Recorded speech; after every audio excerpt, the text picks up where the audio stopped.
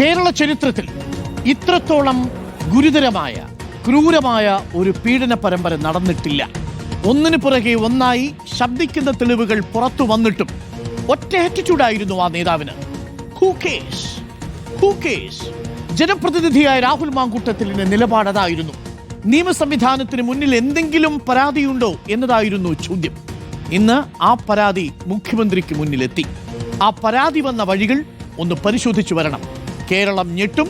ഇതുവരെ കേരളത്തിന് പരിചിതമല്ലാത്ത വഴികളാണ് അവയെല്ലാം.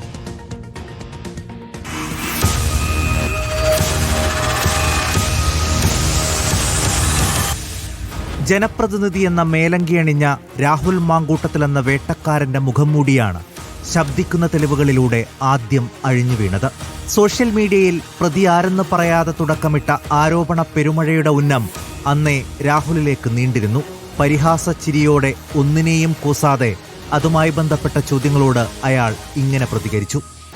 നമ്മളോ പാലക്കാടോ നാട്ടിലെ ജനങ്ങളോ ഇതിലൊന്നും കൺസേൺഡ് അല്ല. Who curse? ഇരകളാക്കി ചവിട്ടിയരച്ചവരോടും ചോദ്യം ചോദിച്ചവരോടുമുള്ള ഈ പരിഹാസം കലർന്ന മറുപടിക്ക് പിന്നാലെ അയാളിൽ നിന്ന് നേരിട്ട ദുരനുഭവം ആദ്യമായി തുറന്നു പറഞ്ഞത് നടിയും മാധ്യമപ്രവർത്തകയുമായ റിനി ആൻ ജോർജ്. അപ്പോഴും പക്ഷേ പേരു പറഞ്ഞില്ല. എന്നാൽ ആ വാക്കുകളിൽ അതാരാണെന്ന് വ്യക്തം. അശ്ലീല സന്ദേശങ്ങളുണ്ട്. ഇടയ്ക്കിടയ്ക്ക് മെസ്സേജ് അയച്ചു എന്നുള്ളതല്ല, അനാവശ്യമായ സന്ദേശങ്ങളുണ്ട്. വളരെ നമുക്ക് പബ്ലിക്കലി പറയാൻ പറ്റില്ല. ആ വ്യക്തിക്ക് ഹൂ കെയേഴ്സ് എന്നൊരു ആറ്റിറ്റ്യൂഡാണ് പറയും. ആറ്റിറ്റ്യൂഡ്, മനസ്സിലുള്ള ആറ്റിറ്റ്യൂഡ് ഹൂ കെയേഴ്സ് ആണ്. സ്ത്രീകളുടെ പ്രശ്നങ്ങളോട് ഉള്ള ആറ്റിറ്റ്യൂഡ് അതാണ്. പിന്നെ ട്രാൻസ്ജെൻഡർ യുവതിയായ അവന്തിക. അയാളുടെ ഭാഗത്തു നിന്ന് സെക്ഷലി ഫസ്ട്രേറ്റഡ് ആയിട്ടുള്ളൊരു വ്യക്തിയാണെന്ന് എനിക്ക് തോന്നുന്നു. കാരണം റേപ്പ് ചെയ്യണമെന്നാണ് എൻ്റെ അടുത്ത് ആവശ്യപ്പെട്ടത്. ഇവിടെ ബാംഗ്ലൂർ അല്ലെങ്കിൽ ഹൈദരാബാദ് നമുക്ക് പോകാം, അവിടെ നിന്നെ റേപ്പ് ചെയ്യുന്ന പോലെ നിന്നെ എനിക്ക് ചെയ്യണമെന്നാണ് അയാൾ പറഞ്ഞത്. രാഹുലിൽ നിന്ന് നേരിട്ട അനുഭവങ്ങളെക്കുറിച്ച് ധൈര്യപൂർവ്വം പ്രതികരിച്ചവരെ അയാളുടെ സൈബർ പട വെറുതെ വിട്ടില്ല. ക്രൂരമായി വേട്ടയാടി. ഇരകൾക്ക് വേണ്ടി സംസാരിച്ച കോൺഗ്രസ് നേതാക്കളെയും സൈബർ ഗുണ്ടകൾ വെറുതെ വിട്ടില്ല. ഇരകളുടെ ശബ്ദം ഉയരില്ലെന്ന ആത്മവിശ്വാസത്തിൽ അയാളപ്പോഴും പതിവ് ചിരിയോടെ ഒന്നിനെയും കൂസാതെ പറന്നു നടന്നു. എന്നാൽ എത്രമേൽ വലിയ പീഡനമാണ് ഇരകൾക്ക് നേരിടേണ്ടി വന്നതെന്ന് കേരളമറിയാൻ അധികം താമസിച്ചില്ല. ആ കൊച്ചിനെ കാണുന്നവരെല്ലാം തന്തയില്ലാത്തവൻ പിന്നെ ആ കൊച്ചാരെ ചൂണ്ടിക്കാണിക്കുന്നേ? അത് ഞാൻ ആ കൊച്ചിനോട് പറഞ്ഞോളാം. മറ്റുള്ള ആരോടും എനിക്ക് പറയേണ്ട ആവശ്യമില്ല.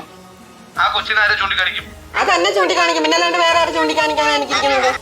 റിപ്പോർട്ടറിലൂടെ ഇരയുടെ ആദ്യ ശബ്ദം ഞെട്ടലോടെ കേരളം കേട്ടു. ആ ദിവസം തന്നെ അങ്ങനെ ഒരു ഫിസിക്കൽ റിലേഷൻഷിപ്പ് ഉണ്ടായതിനു ശേഷം പുള്ളി അറ്റേ ഡേ തന്നെ എന്നോട് പറയുകയാണ്, എന്റെ മുഖത്ത് നോക്കി പറയുകയാണ്, എനിക്ക് പറ്റില്ല കല്യാണം ഒന്നും കഴിക്കാൻ. ഇപ്പൊ നമുക്കൊരു കുട്ടി ഉണ്ടാവുകയാണെങ്കിൽ ആ കുട്ടിക്ക് പോലും എനിക്കൊരു ടൈം സ്പെൻഡ് ചെയ്യാൻ പറ്റില്ല അതിന്റെ കൂടെ. അപ്പൊ അങ്ങനത്തെ ഒരു ബിസി ലൈഫാണ് എൻ്റെ. ആ ദിവസം പുള്ളിയുടെ കയ്യിൽ മരുന്നുണ്ടായിരുന്നില്ല. പിറ്റേന്ന് എനിക്കത് കൊണ്ടുതരുമായിരുന്നു. എന്നിട്ട് എനിക്ക് മെഡിസിൻ അലർജി ഉള്ള ഒരാളാണ്, എനിക്കത് കഴിക്കാൻ പറ്റില്ല എന്ന് പറയുന്ന സമയത്ത് പുള്ളി അത് കഴിക്കണം എന്ന് പറഞ്ഞ് നിർബന്ധിക്കുകയായിരുന്നു.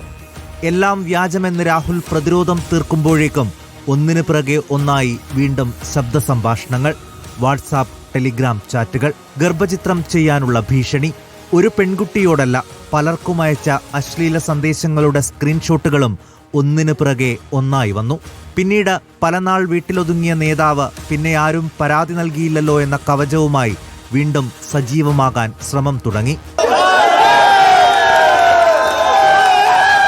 പാർട്ടി നടപടിയെടുത്തെന്ന് പറയുമ്പോഴും പ്രവർത്തകരെന്ന പേരിൽ ചിലർ അയാൾക്ക് വരവൊരുക്കി. നേരിട്ട വേദനയെക്കുറിച്ച് ചങ്കുപൊട്ടിയുള്ള ആ പെൺകുട്ടിയുടെ ദുരനുഭവം ഇന്നും കേരളം നടുക്കത്തോടെ കേട്ടു. തന്റെ ജീവിതം ചവിട്ടിയരച്ച ആളോടുള്ള രോഷമാണ് ഇരയായ പെൺകുട്ടിയെ ഒടുവിൽ പരാതിയുമായി മുഖ്യമന്ത്രിയുടെ മുന്നിലേക്ക് തന്നെ എത്തിച്ചത്. ഇനിയെല്ലാം നിയമത്തിന്റെ വഴിയെ. News desk reporter.